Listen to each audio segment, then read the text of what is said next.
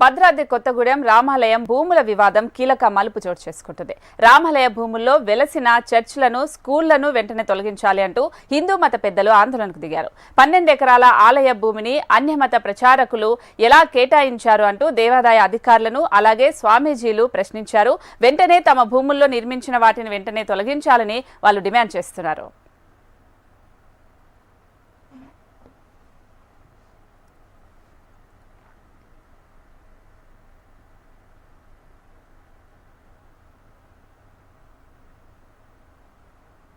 స్వాధీనం చేసుకున్న తర్వాతే ఇక్కడ ఉండేటువంటి ఏ భూమినైనా రాముల వారి భూముల దగ్గర మీరు వెళ్ళాలి.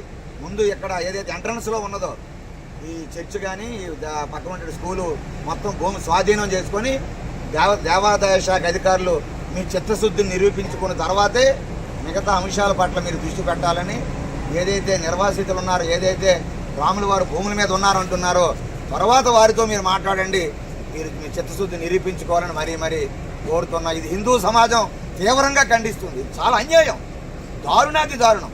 రాముల వారి భూమిలో చర్చిలు కడుతూ ఉంటే ఏం చేస్తుంది దేవాదాయ శాఖ?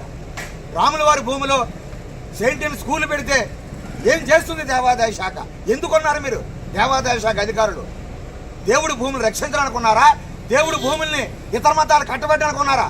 ఎంత తీసుకున్నారా వాళ్ళ దగ్గర, అన్య మతస్థుల దగ్గర? ఏం మింగేస్తున్నారు మీరు? ఏం తమాషా చేస్తున్నారా దేవాదాయ శాఖ అధికారులు? చాలా తప్పండి ఇది. ఈ పాపం మీకు వదలదు. ఈ పాపం మహాపాపాన్ని మీరు దేవాదాయ శాఖ అధికారులు ఒడిగడుతున్నారు. ఇది క్షమించరాని పాపం. రాముడు క్షమించడం మిమ్మల్ని చాలా తప్పు. ఇది రాముడు భూమిలో మీరు అన్య మతాలకి చోట్లిచ్చి వాళ్ళు రెడ్ కార్పెట్లు పరుస్తారా? ఇదా మీరు చేసే నిర్వాహకం? ఇదా హిందూ సమాజం మీ మీద పెట్టుకున్న గౌరవం? చాలా తప్పండి. ఎప్పటికైనా కళ్ళు తెరవండి.